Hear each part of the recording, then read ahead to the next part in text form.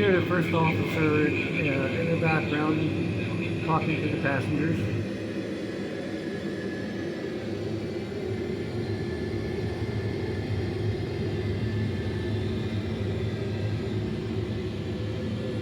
Flaps are up all the way.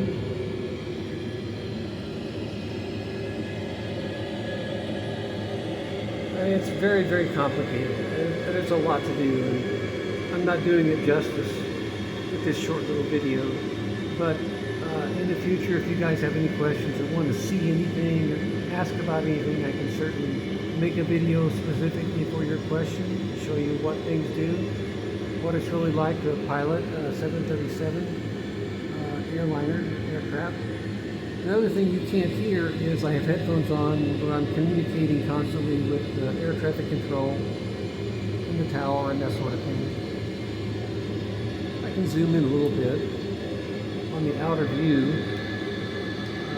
I have it more wide field right now for you so you can get a better view of the mountains, but the actual view the pilot would see right now is something more like that. I think what I'll do is I have a special weather generating program, and what I'm going to do is turn off the weather generating program, which will get rid of all the clouds so you can better see the mountains in the view. The plane may jerk around a little bit because you see right now I'm flying into a headwind of about 36 knots, which is about 45-50 miles per hour.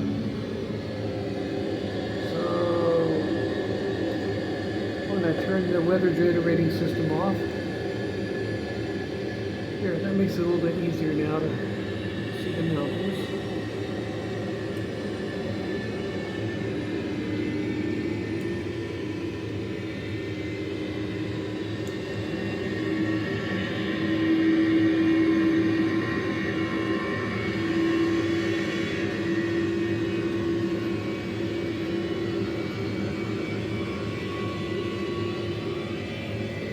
You can see I'm at about 30,000 feet in the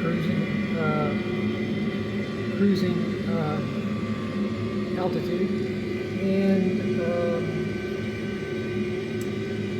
I have been in the air according to that chronograph about 18 minutes.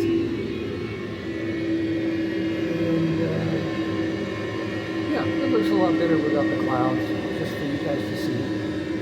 My weather generating program can generate any kind of weather you want, place it anywhere you want.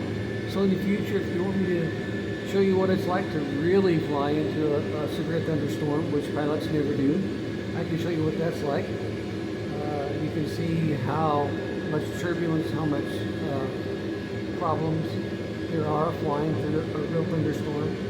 It'll probably stall out a few times, and I'll have to really handle it, manhandle it with the yoke and the rudder pedals. But I don't know if I can do that with while filming with one hand.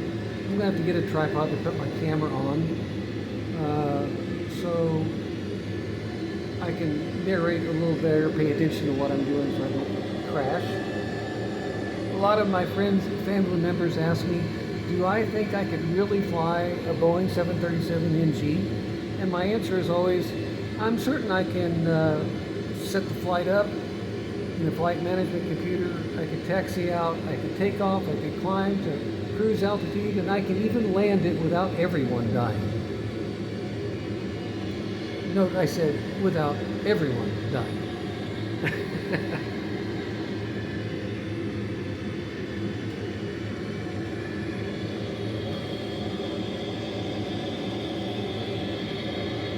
I can get into a little more detail, a lot more detail about what the significance of all the gauges mean, all the details and all the information you get from the gauges and when they move. Different gauges have different kinds of pointers that mean different things, standby gauges, etc., etc. And what the throttles do and how they move, the flaps and how they move. And you can't see them down there past my pajamas, but there's authentic 737 rudder pedals, and I can mess around a little bit with the radios and the TCAS system, which is right here, which is traffic collision and avoidance system, which all modern airliners have these days. And maybe what I'll do is program in a thunderstorm, so you can see what that's like, approaching it with the weather radar on and the navigational display. So I'll shut the video off for a moment and get that all set up.